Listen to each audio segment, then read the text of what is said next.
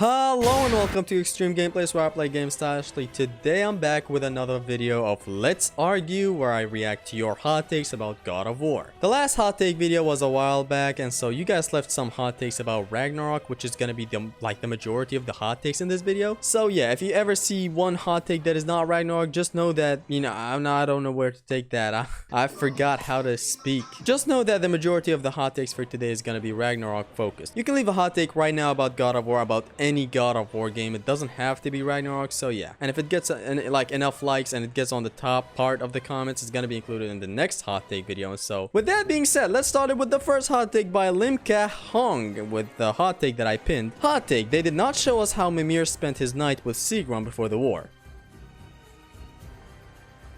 Asking the real questions. Next hot take by Old Gaming, and he has a hot take about Ragnarok's last fight. The last battle should have been more cinematic. For example, fighting Thor while riding Jormungandr. He hits the serpent and goes to the pass while we fall in front of the lodge, or Odin using tricks in battle. Imagine if we had to fight a hallucination of young Kratos or Faye in the Odin fight. Wow. And Kratos goes full berserk and defeating Odin too with that rage. Then the rest plays out the same with Atreus removing his soul and Freyr's sacrifice. Okay.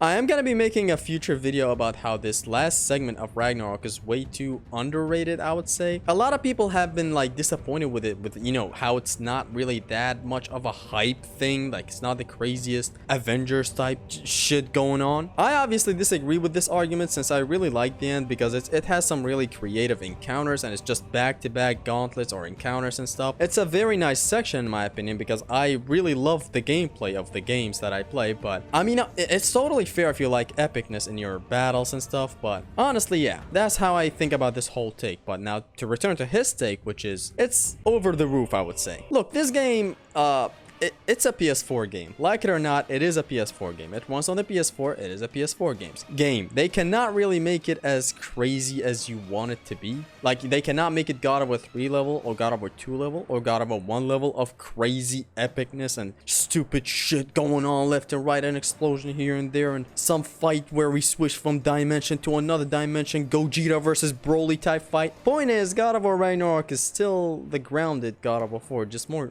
refined, I guess. Some verticality added, some movements that are faster, and the game is overall faster, yes, but what you're asking for is a little bit too crazy. The fights are mechanically really well done. Odin and Thor's fight, and even all the other encounters prior to them, are all really cool. So that's all my take about it. I'm gonna be talking about it more in depth later on when I make a video, but it's just that they favored the mechanics of the whole encounters and stuff. Everything is clean, the arena is clean, your movement and stuff. It's not like Baldur, for example, where it was the hypest shit ever. You have enemies dropping by and Freya's using stuff and you're falling from that to there to this and that, but mechanically, if you compare them, Thor's second fight is much better than Baldur's second fight. It's just that. Then again, Baldur's fight is more strategic and stuff. It's not a dance that you have with them. It's more strategic and fun in its own type of way. But yeah, it is what it is. It's just, I get the take. He wanted to be more epic and more crazy and stuff, just what you actually want in a Ragnarok battle. But they only favored the combat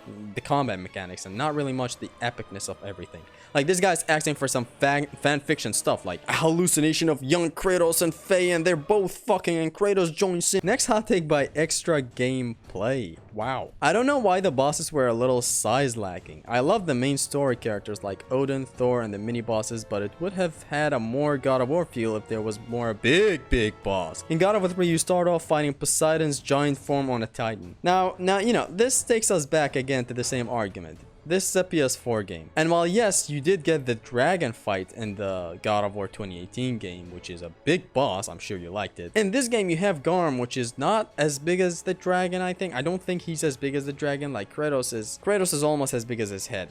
It's still a colossal boss. He does qualify for being a colossal boss, but I get what he's asking for. He wants a gigantic boss, Kronos, that a lot of people consider to be a boss, which is not. He's just a stage hazard. But yeah, it's just a level. But I get what he wants. He wants the Colossus type bosses, the Poseidon type bosses, but that cannot be done. Otherwise, we would be fighting the world serpent as the first boss fight in these games. It's just that it can't be done, I guess. It's just mechanically not gonna be working in today's consoles. You can't have a boss as big as, let's say, the Colossus of Rhodes running on the PS4 God of War Ragnarok. It's just not gonna happen. And also, by the way, like, isn't Garm a big boss, and his hype overall is just so fun? I don't know, I don't really agree with this, since I understand the game development that goes and stuff, so it's fair to have this opinion, but just know that games nowadays cannot do that, especially when they're running on PS4. So that's how I feel about this take. Next hot take by Holty. Hot take: Kratos' arc was not giving into his old self, wasn't explored enough. Oh, so I guess the question, the hot take is Kratos, the whole arc of Kratos not giving into his old self wasn't explored enough, but I guess he wrote it in a wrong way. But I decided to still screenshot this because it's interesting. Sure, he killed Heimdall by strangling him, but he exploded his arm off and felt nothing, which is worse. Maybe if we saw Kratos rip Heimdall's head off, Helio style, or poke his eyes out and snap his neck, Poseidon style, or even both, then we could see that. That one dream later, Kratos has buried it. Okay, so I guess it was a dream of yours to see that brutality come back. Now, I don't know how much you really want that. Like, look, it is still brutal. Like, even you noted, like, he takes off one of his arms and he just gets brutal near the end, but it's not Helios brutal, because this is just simply not the same Kratos. Like, this is a changed Kratos. This is a changed man. I do agree to some extent, like, he should have been a little more, like, violent. Like, we should have heard a snap and that neck strangle near the end. But yeah, overall, it's still kind of conveyed the right message, and we still didn't see it in, like, other spots, like maybe Kratos going way stupider, and especially with what Mimir said. I don't know what he said. He said if we're binding fate, or if fate is binding us. I don't know if we are breaking fate, or fate's breaking us. Brothers! Brothers! I wish we saw another moment where Kratos loses it, just so that we can get more impact. Like, I agree with this take and don't agree at the same time. I agree that, we should have had more. Like, the arc kind of ended way too quick. It was just Heimdall. Like, imagine if there was another asshole trying to kill Atreus. Why not? But overall, yeah, I guess you just wanted the brutality to be back, which it was back to some extent with this double-sided slap that Kratos does. I don't know how to call it, but that's about it. And I guess if you wanted brutality, then it's not as crazy as God of War 3. So there is that. I don't know how to feel about this take. Let me know what y'all feel about this take. I do read these comments. I just don't like them or heart them or anything. I only pin the best. Next hot take by Toa Karakama, and what a long ass hot take. The part where Kratos tells Freya about his past was disappointing. They basically said Kratos destroyed Olympus because Ares tricked him, even though that's not what happened. Kratos killed Ares in the hopes of being released from his past, and he destroyed Olympus because of the amount of manipulation and abuse he suffered from the gods. Being denied release, being forced to become the god of war, being forced to kill his own mother, losing his brother, and the gods only having to say, your ties to this world are severed, you are ready to be a god, and finally Zeus betraying him. All of those things are why he destroyed Olympus, and why he was so angry and vengeful in God of War 2 and 3. Now, this is a very interesting take, so obviously why I put it even in the video. I guess, look, I am gonna say that it was out of nowhere. When I first read this, I thought he would be saying it's disappointing because it's so out of character. Kratos instantly said, I killed my daughter and my family, and then I had a brother. It was so out of character to some extent, not so much, but yeah. But this guy's issue is how it was worded, and to be honest, I guess I do agree to some extent with this take. Like, the game tried to make it short. They didn't want to go through like the in-depth of everything, like, hey, I was almost losing, and then I called for a god, and then I became a slave, and then he put my family on purpose in that place, and I killed my family by accident. They didn't want to go so in-depth about everything and stuff. Kratos kind of put it shortly, like, hey, I was in the service of a cruel god. I killed my family in a village not knowing it was there. One thing led to another, I was drunk. Like, they didn't go in depth, but I don't know. Like, I both agree with the game for trying to make it simplified and shorter. They didn't go so in depth, and I both agree with this take, because when you look at it in hindsight right now, Kratos really missed a whole ass big portion of the of the original story and what everything happened, which I do surely hope it does not lead to a retcon where they start remaking God of Wars and they just change the story. I really do not hope anything like that happens. But yeah, honestly, a very interesting take, and let me know what you guys think about this take in the comments, because this is interesting. Like, I do side with him that it was kind of stupid for Kratos to not go in depth, like, hey, why didn't he say Ares put his family in there, and why didn't he say all the other fuckery that happened after he killed Ares? I don't know. She shouldn't have said. I guess, hold on, I just reached to a conclusion here. I paid back their blood 1,000 times and burned Olympus to the ground. This specific line where he says, I burned Olympus to the ground or whatever, this shouldn't have been said here. It should have been only, I went back and I went through hell to kill the God of War and I took his throne, but it didn't bring my family back. That would have been much better than I burned Olympus to the ground, because he did not burn Olympus only because of the fact that Ares put Kratos' family in that village and Kratos killed them by accident. I don't know. So hold on, fuck it. I actually agree with this take. A lot of stuff are wrong in this whole segment where Kratos tells Freya about his secrets. So yeah, let's move on to the next take. Our next hot take by Thunderstrike. Hot take: Asgard could have looked much better. In the mythology, Odin has a place made out of gold. In the game, he lives in a regular house made out of wood. And the walls of Asgard could have been much more beautiful. I was also disappointed that they did not show Valhalla. A lot of missed potential here. Okay, so this is another hot take that is very interesting, because I agree with some of it, but I do not agree with like the entirety of the hot take. I do agree that they should have showed some stuff in Valhalla. Like, how is that realm? How does it? It's not a realm. I know it's within Asgard, but like, how does it operate? How is it? Like, how?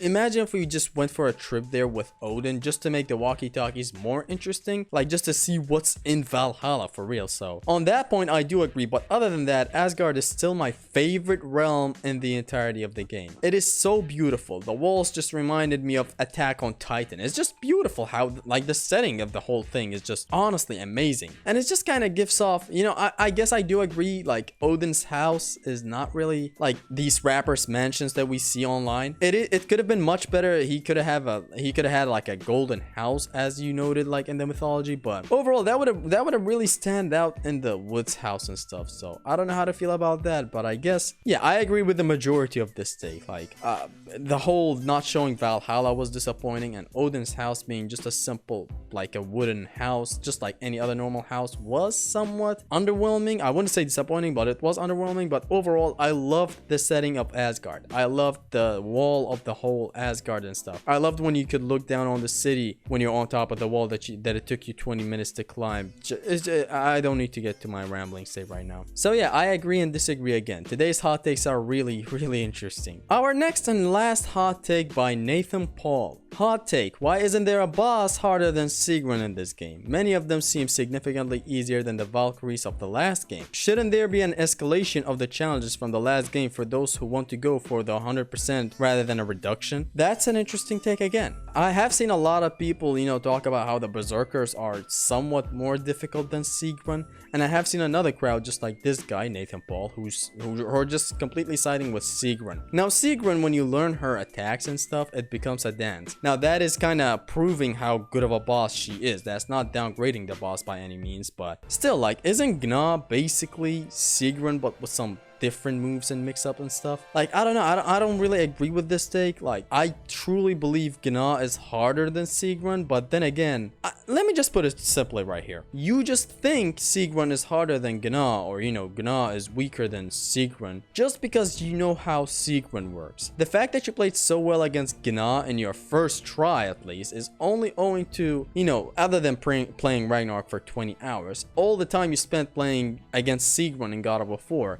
That kind of trained you to play well against Gna. Otherwise, Gna is on par with Sigrun. Like, if a guy's trying to get into God of War and for some reason starts with God of War Ragnarok because it's a much better game, actually, there is a reason. Anyways, if he gets in there and he starts fighting Gna, I'm 80% sure he's gonna have an easy time when he goes to God of War 4 and he fights Sigrun. It's not gonna be the easiest of times, but it's just what it is. So yeah, that's how I think about this whole thing. Like, Gna is still as difficult as Sigrun, if not even more difficult actually. It's just that, you know, you're more used to, you have played a lot against Sigrun, so you kind of have a hook on how to really approach a Valkyrie other than Vanadis. But yeah, overall Gna is equal to Sigrun. She even has some weirder mix-ups, so I don't know how to really, I don't really agree with this take, but it's a very interesting, and again, let me know how you guys feel about it in the comments. But with that, we come to the end of this video. I hope you guys enjoyed today's Let's Argue. I'm pretty sure this is going to be a much shorter Let's Argue video than all my other Let's Argue videos that I've made. Make sure to leave a hot take in the comments. If it gets the most likes, I'm gonna screenshot it and I'm gonna make it into the next Let's Argue video. However, with that, we reached the end of the video. It has been your Extreme Gamer Zesty.